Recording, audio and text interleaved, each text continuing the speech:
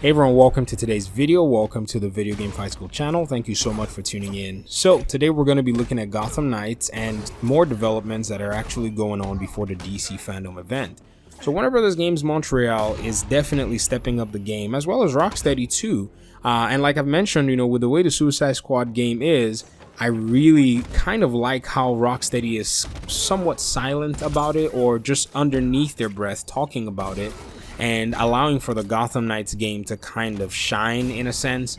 Or maybe perhaps the Gotham Knights game is just shining because it's probably the more anticipated one than the Suicide Squad game. Nonetheless, fans want both of them. I want both of them. As much as I'm not really a Suicide Squad fan, it is one game that I will be happy to purchase because Rocksteady, as a development company, has my utmost respect. I put them in the top 3 in terms of developers that can make solid looking and functional games. But nonetheless, in terms of functional, we need to look at what this whole Gotham Knights reveal may look like at the DC Fandome Event. I know we can make predictions, but they probably won't help us. But nonetheless, we can kind of talk about some of the things that we would like to see. Number one, I think, is more of the technical details in terms of the Gotham Knights game. And when I say technical details, I'm talking about mechanics within the game that fans may recognize or fans may rally around. So one thing that you do, or I've seen a lot of game developers do when they're revealing their games, is that they actually start to tell the audience that, hey, this game actually has these mechanics that you want to explore that we've put in here for you to kind of just go ahead and try out. Like, say, if you look at the marketing for Far Cry 6, one of the things that the developers were sure to do was show some of the new mechanics that they were going to be putting in the game in terms of the Supremo weapons and in terms of some of the really cool, fun weapons. Easy enough, simple enough. Now, in terms of Gotham Knights, there are things that they could do as well. One of them is some of the combat moves and even some of the combat tactics that the audience is more than likely somewhat used to or maybe not used to, and they could say, hey, we're bringing this back into this particular Gotham Knights game because we took it from our old game developments or something that fans are somewhat used to, and here it is again, we're depicting it in this new game. Or if they're bringing any new mechanics, they could say, hey, here's a new mechanic that we're bringing into the game that we think you're going to be excited about. And I think these are two things that they might necessarily benefit from in terms of players looking in depth into the game. The first reveal was quite superficial. Somebody played the gameplay in their studio, they recorded and captured it. For those of you who don't know, I think that is the game.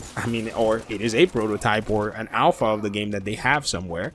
And so what we would like to see now is for us to be able to see those things explained in detail. So again, I have to be fair, and I've mentioned about the combat and how I'm not necessarily a fan of how they showed the combat in the first DC Fandome Event, but on taking some better introspection, I think that Patrick Redding was not necessarily doing a combat breakdown in that video. He was doing more of a narrative and introduction to the progression side of the game.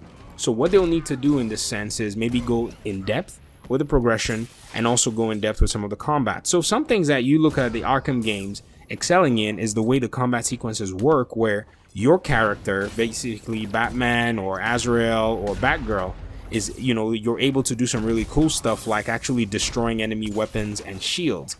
Now the question is, are these kinds of mechanics going to come back into the Gotham Knights game, or are they going to be refreshed in a sense?